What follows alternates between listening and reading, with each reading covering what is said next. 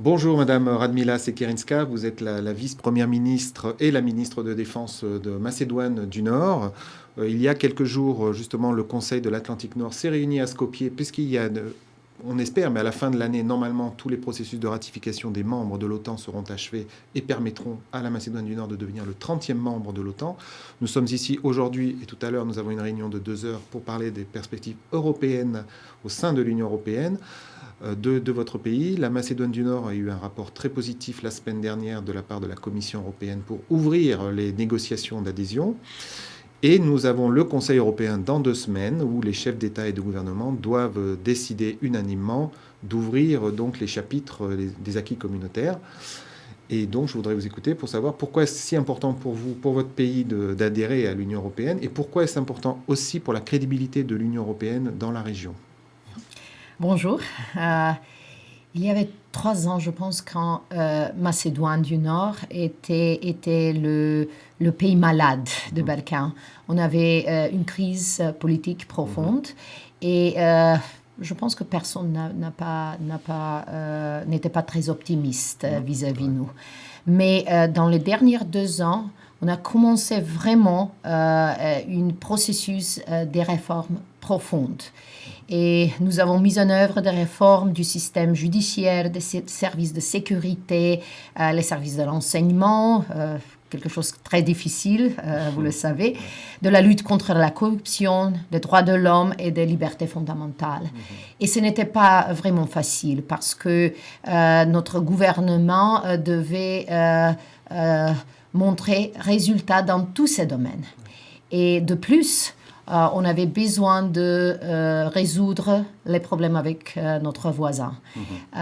Au commencement, c'était avec la Bulgarie qu'on avait réussi, mais le plus grand succès, c'était quand on avait trouvé une solution sur notre différend avec la Grèce, sur notre nom.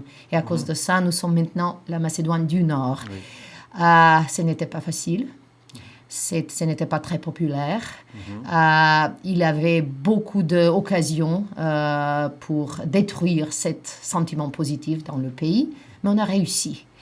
Et le succès dans le Balkan, c'est assez rare.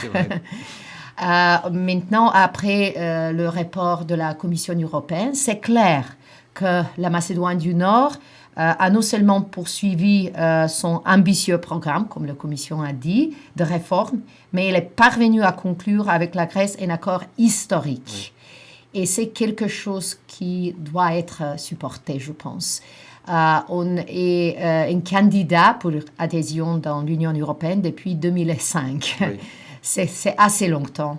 Et maintenant, on a besoin de commencer les négociations sur adhésion avec l'Union européenne. Ce n'est pas un processus qui sera trop vite, ni facile, mais on a besoin d'un support européen pour aussi montrer à notre citoyenne que le compromis peut donner un résultat. C'est aussi un message pour la région. Notre région a aussi quelques autres questions à résoudre. Et je pense que si nous commençons les négociations avec l'Union européenne, ce sera un grand message pour Serbie, pour Kosovo, pour Bosnie, de résoudre le problème et de continuer dans le processus européen. Je pense que c'est un résultat qui peut être positif même pour nous, la Macédoine du Nord, mais aussi pour la région et l'Union européenne. Oui, parce que c'est évidemment la crédibilité de l'Union européenne aussi qui se joue dans tout ça. Oui.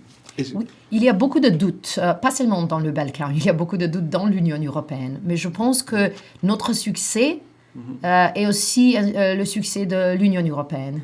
Et on doit respecter notre succès joint. Merci beaucoup, Madame Radmila Sekerinska. Merci.